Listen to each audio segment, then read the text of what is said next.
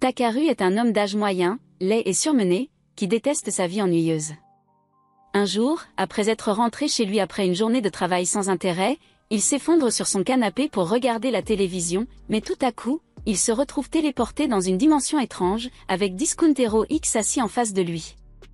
Ce dernier lui dit qu'il est le responsable du système solaire. Takaru lui demande alors s'il est un extraterrestre, mais il répond qu'il est en fait plutôt une sorte de dieu, du moins en ce qui concerne Takaru. En résumé, son travail consiste à s'assurer que la vie sur différentes planètes ne s'éteigne pas, et pour cela, il envoie des gens dans de nouveaux mondes pour voir ce qui se passe. Takaru se trouve être le prochain sur la liste des personnes à envoyer, et bien sûr, il a le droit de refuser, mais comme il est techniquement mort à l'heure actuelle, son âme disparaîtra s'il n'accepte pas d'être envoyé dans un autre monde. Takaru trouve cela tout à fait injuste, et il a raison, mais il ne peut rien y faire. Kami lui dit qu'il n'a pas à s'inquiéter outre mesure, car il recevra des pouvoirs spéciaux qui lui permettront de survivre dans ce nouveau monde, mais il n'a pas encore réfléchi aux capacités qu'il devrait donner à Takaru. Il sort donc un bloc-notes et commence à noter quelques idées. Il est évident qu'il devra être capable d'utiliser la magie, alors Kami note « mana maximale » et demande à Takaru s'il souhaite obtenir autre chose. Comme Kami accepte les demandes, Takaru lui demande s'il peut avoir une grande petite amie gothique opaque dans le nouveau monde, mais vu à quel point Takaru est laid et ennuyeux, Kami lui répond que cela ne sera pas facile.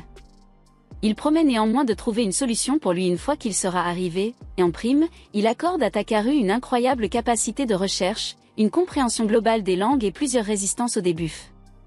Honnêtement, il ne sait pas s'il a le droit de donner autant de statistiques OP à quelqu'un d'un seul coup, mais il n'a plus le temps de changer quoi que ce soit maintenant que le corps de Takaru a déjà commencé à disparaître, alors il lui souhaite bonne chance dans sa nouvelle vie.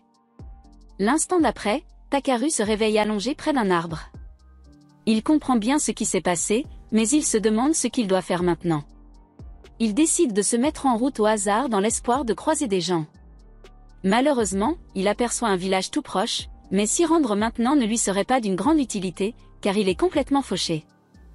À ce moment-là, il se souvient que Kami lui a dit qu'il allait acquérir une compétence de recherche qui l'aiderait à rassembler des matériaux, et que cela semblait être un bon moyen de gagner de l'argent.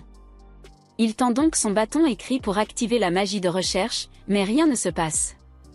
Il commence alors à paniquer, car s'il ne parvient pas à comprendre comment utiliser son pouvoir, il finira tôt ou tard par mourir de faim. Il commence à écrire des mots déclencheurs possibles sur le sol, et finit par avoir l'idée de simplement dire le mot « recherche », ce qui semble fonctionner. Des icônes violettes apparaissent à côté de tous les objets récoltables dans la zone, et s'il dit le mot « scanner » à côté de l'un d'eux, une description détaillée de ce dont il s'agit s'affiche. Cette fleur particulière est de rang B, et il ne sait pas exactement ce que cela signifie, mais cela doit être une bonne chose, alors il décide de cueillir autant de plantes que possible dans cette zone. Après quelques minutes de cueillette, Takaru a récolté un peu de tout ce que cette partie de la forêt a à offrir, mais la plupart des plantes s'avèrent être de rang E, alors il ne sait pas si cela en valait la peine.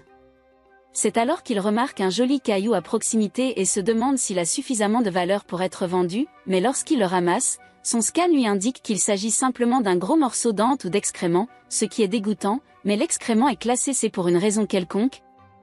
Il ne peut donc pas se plaindre.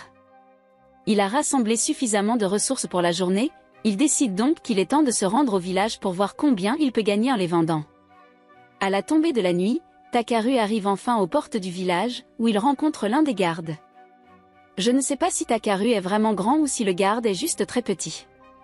Le garde s'appelle Marlowe, et il est surpris d'apprendre que Takaru est un cueilleur, car il est rare de voir des gens comme lui dans les environs. Marlowe suppose qu'il doit être là pour vendre des matériaux, alors il ouvre la porte et dit à Takaru de se rendre au magasin général du village. Takaru finit par arriver au magasin général, où il rencontre le propriétaire derrière le comptoir. Il demande à l'homme s'il est prêt à lui acheter des choses, et tout en parlant, il sort la pierre de crotte de son sac. Le propriétaire est émerveillé lorsqu'il voit la pierre, car c'est une trouvaille incroyable, et il propose de la lui acheter pour 5 pièces d'or. Takaru est ravi d'apprendre qu'il peut vendre la pierre, mais il ne sait pas vraiment quelle est la valeur de 5 pièces d'or ici, alors il demande au propriétaire de lui donner quelques explications. Le propriétaire lui dit que s'il voulait séjourner dans une auberge, il devrait payer environ 500 raves, et que 5 pièces d'or valent 5000 raves au total. Cette pierre de crotte a donc en fait une grande valeur. Le propriétaire demande à Takaru s'il a d'autres marchandises à lui proposer, Alors celui-ci vide son sac et le propriétaire n'en revient pas de voir toutes les plantes exotiques qu'il a réussi à rassembler.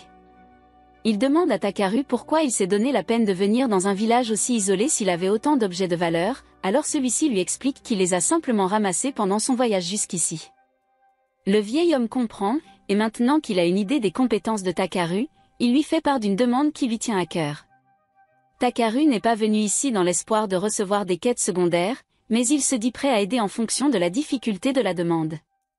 Le propriétaire lui explique alors qu'il souhaite que Takaru aille chercher du minerai de Mitra dans les montagnes à l'est.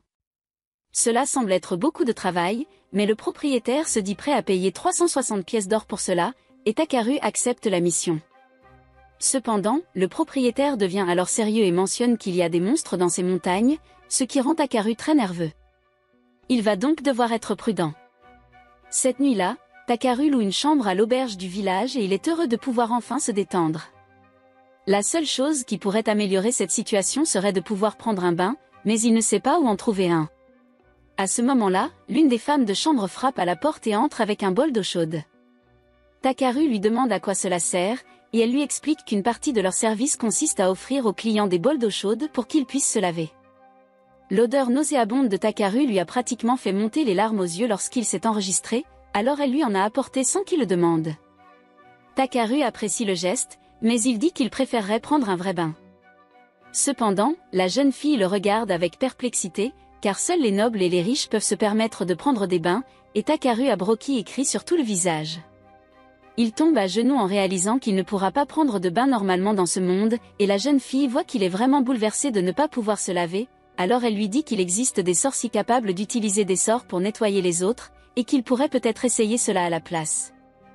Après l'avoir entendu mentionner les sorciers, Takaru se souvient que Kami lui a donné la capacité d'utiliser la magie, il devrait donc être capable d'utiliser un sort de nettoyage.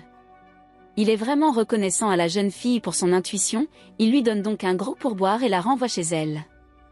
Une fois qu'elle est partie, il tente d'utiliser la magie de nettoyage en criant le mot « nettoyer » et cela fonctionne du premier coup. Cependant, sentir la magie se répandre sur tout son corps le pousse à émettre des sons étranges, et la jeune fille le prend probablement maintenant pour un excentrique. Le bon côté des choses, c'est que le sort de purification semble vraiment efficace, et Takaru n'aura donc plus à s'inquiéter d'avoir une odeur désagréable, mais il aimerait tout de même pouvoir profiter d'un vrai bain. Le lendemain, Takaru part à la recherche de quelques objets supplémentaires à vendre lorsqu'il remarque un nouveau symbole grâce à sa compétence de recherche.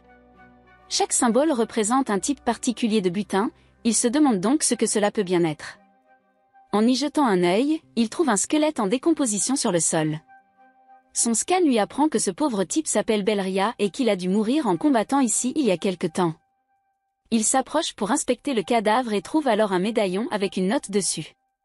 La note était de la petite sœur de Belria, qui le remerciait essentiellement d'avoir travaillé si dur pour gagner de l'argent afin de soigner la maladie de leur père, mais plus que tous, elle voulait juste que son frère rentre sain et sauf à la maison, alors elle lui avait demandé de ne rien faire de trop dangereux. Mais il n'avait clairement pas écouté son conseil.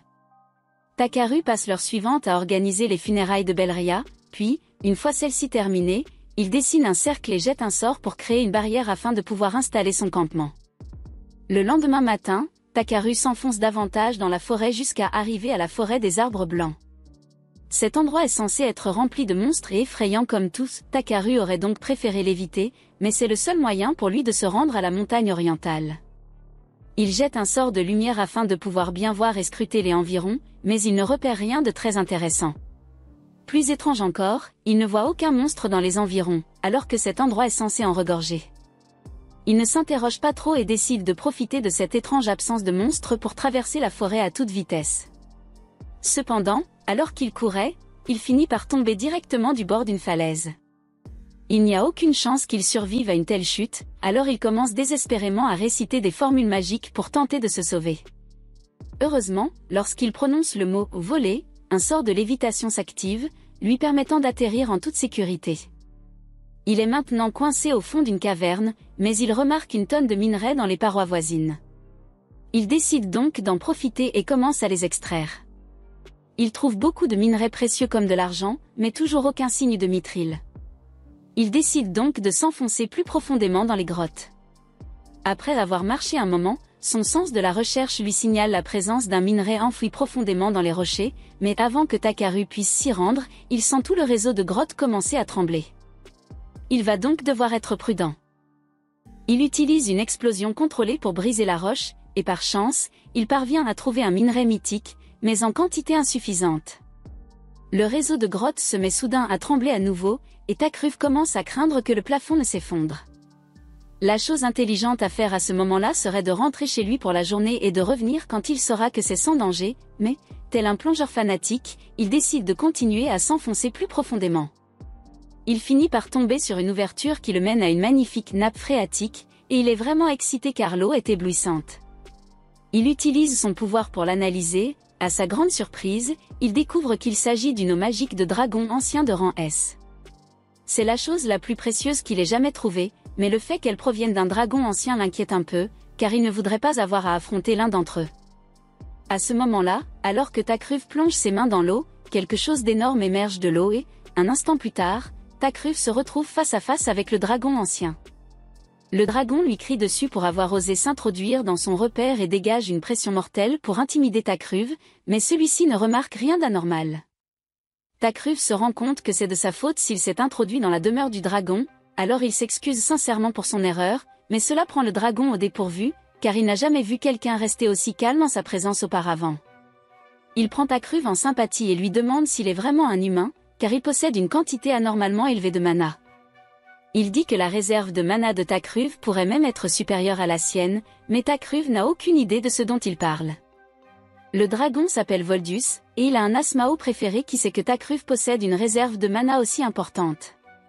En gros, il veut que Takruv fasse éclore son œuf, car il n'a pas assez de mana pour le faire, et en récompense, il lui donnera un gros morceau de minerai de mithril. Takruv pense que cela semble assez facile à faire, alors il prend l'œuf et commence à y canaliser son mana, mais à mi-chemin, l'œuf commence soudainement à drainer tout son mana jusqu'à ce qu'il finisse par perdre connaissance. À son réveil, il trouve un petit bébé dragon assis devant lui et réalise que l'éclosion a été un succès. Voldus est heureux de voir que son enfant est enfin né, mais il demande ensuite à Takruv de l'emmener avec lui dans son voyage. Takruv lui demande s'il est sûr de sa décision, car il pensait que Voldus voudrait passer du temps avec son enfant, mais Voldus répond que Takruv est bien plus fort que lui et que son enfant sera mieux avec lui. Voldus doit maintenant aller acheter du lait au fond de son lac, il plonge donc sous l'eau et laisse Takruv s'occuper de Béa. C'est ainsi que se termine l'épisode 1. Abonnez-vous pour ne pas manquer la suite.